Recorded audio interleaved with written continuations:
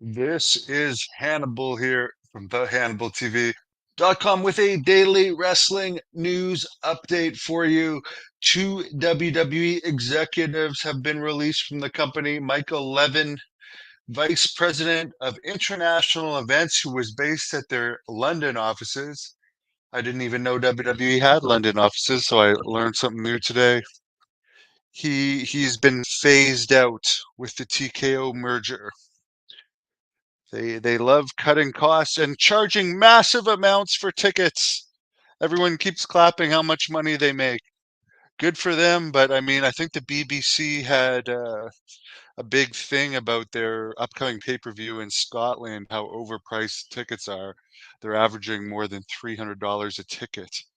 So not they may have the son of a plumber, the son of a common man as a champion, but the WWE ticket prices are no longer for the common man. They are crazy high.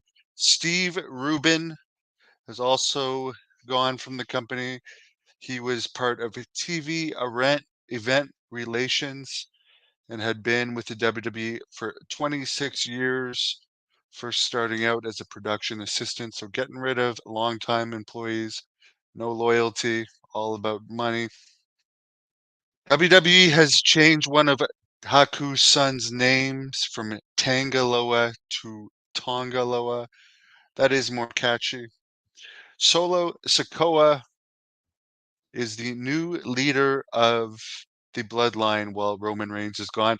I have to say, I don't have anything against Solo Sikoa, but he's nowhere near Roman Reigns' level. And Jacob Fatu, who they've now signed, I've always said since I've ever first saw Solo Sikoa or whatever his name is, I always said, why didn't they use Jacob Fatu instead? He's way better. So it'll be interesting to see when Jacob Fatu enters. I know The Rock's on the board of directors, but I think there's more Samoans in the company now, and or Islanders, let's just say, because Haku is Tongan, but he is related to The Rock.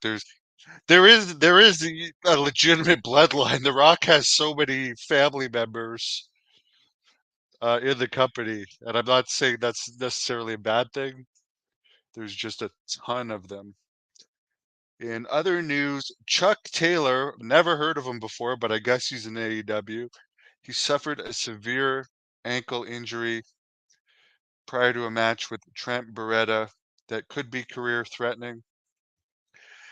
At least it's an AEW where you'll be financially taken care of. I definitely sympathize with you because these foot injuries are brutal.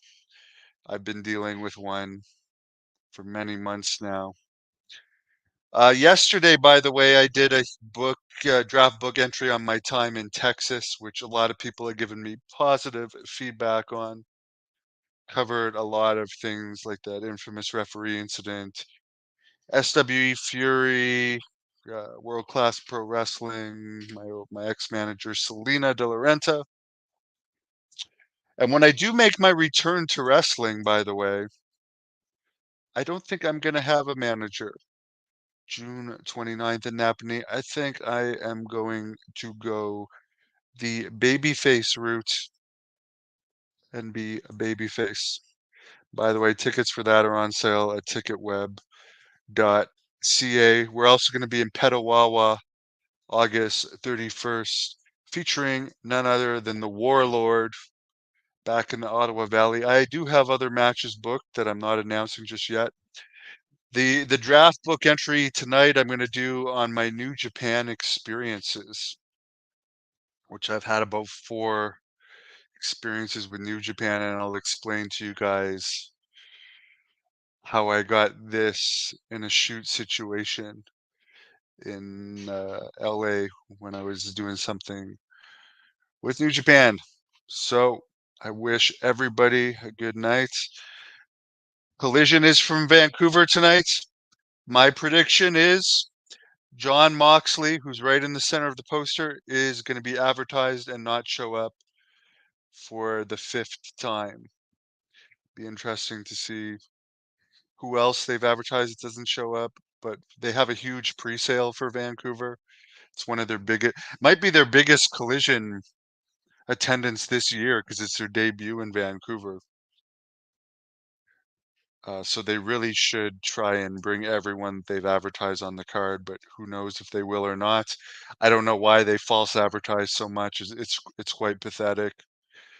They'll advertise Moxley and not bring him, but Mike Bennett, who's not advertised, they'll put Mike Bennett on the show. They'll put people that nobody cares. You're paying to see, like for Ottawa, they got Jericho, FTR on the poster, Moxley on the poster, and then you get Mike Bennett and Evil Uno. Woohoo! Bizarre like booking. There seems to be like quite a they don't seem to look at the event posters when they book the event and say, okay, who do we put on this poster who we're advertising, why people actually buy the tickets? Let's just not even pay attention to who we advertised on the shows when we booked the show for the arena. And then they wonder why their crowds go down on return visits to these cities. Vancouver's a fresh market. Let's see how they do. Have a great evening. Thank you for watching the Hannibal TV. Please help me out and like this video, then click the subscribe and get notifications buttons so you don't miss any of my latest shoot interviews, match videos, or news updates.